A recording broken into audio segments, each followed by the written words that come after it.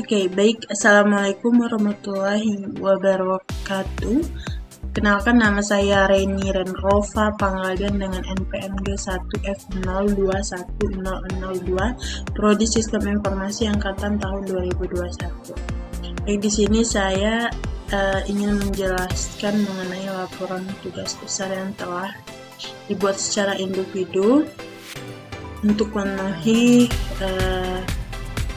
tugas yang diberikan oleh Asprak, asisten praktikum, dengan mata kuliah proyek desain basis data.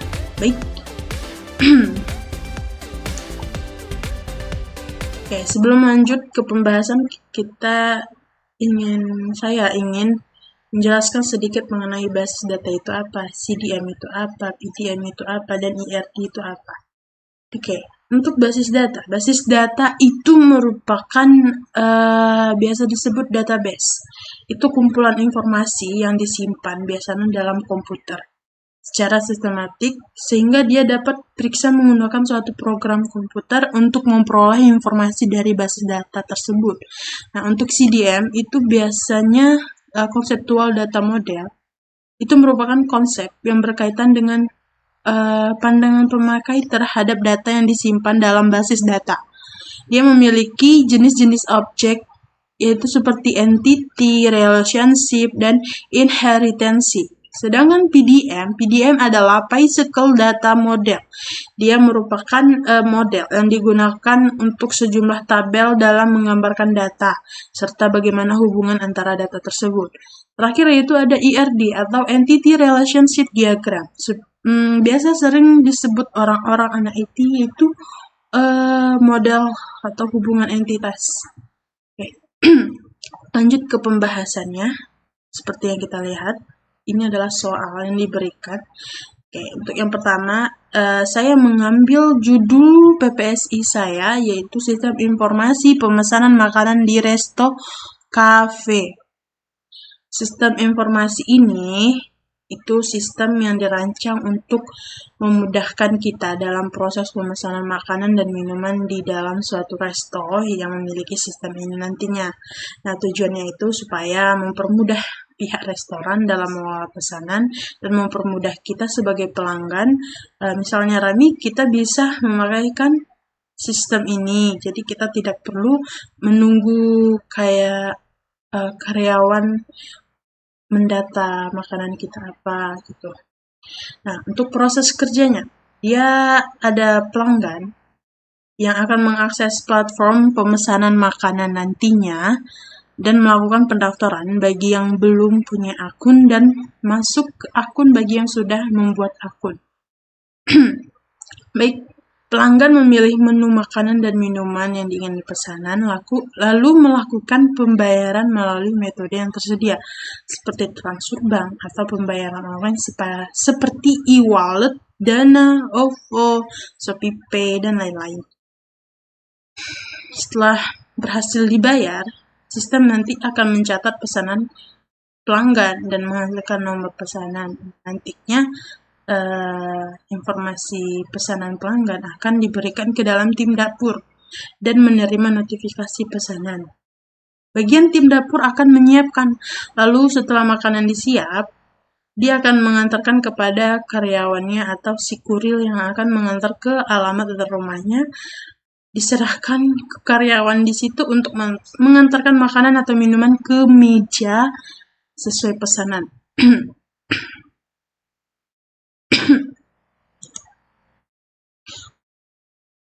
Oke, lanjut. Terus sudah lanjut ke bagaimana pembuatan IRD, PDM, CDM dari sistem informasi yang saya beri judul tadi. Oke, di sini saya perbesar.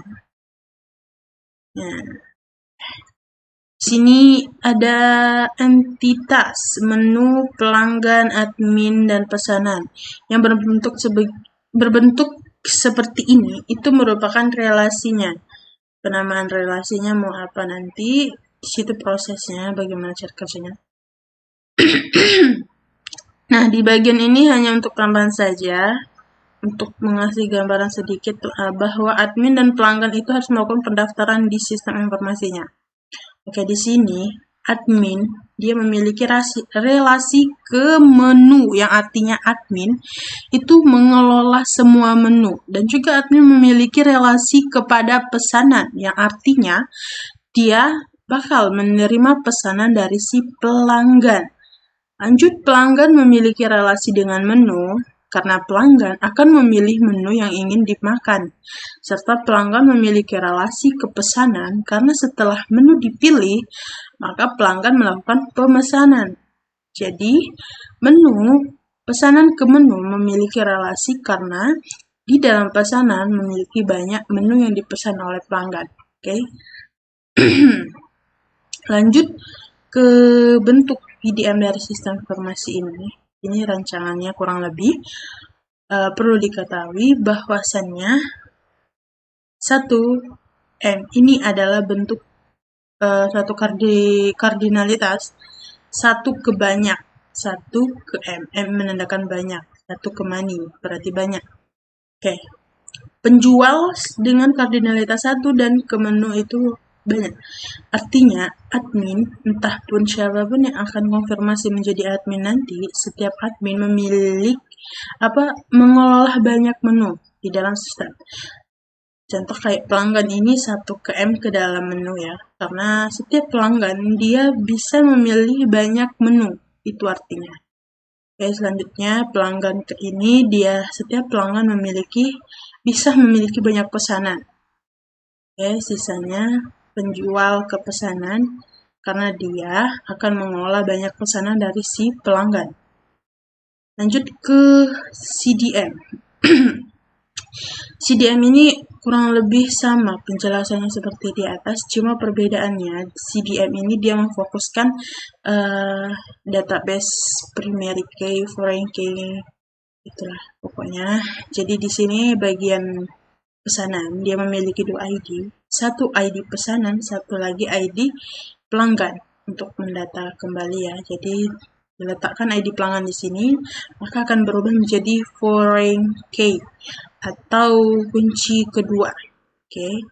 Penjual ke pesanan menerima pesanan sama seperti yang tadi. Lanjut ke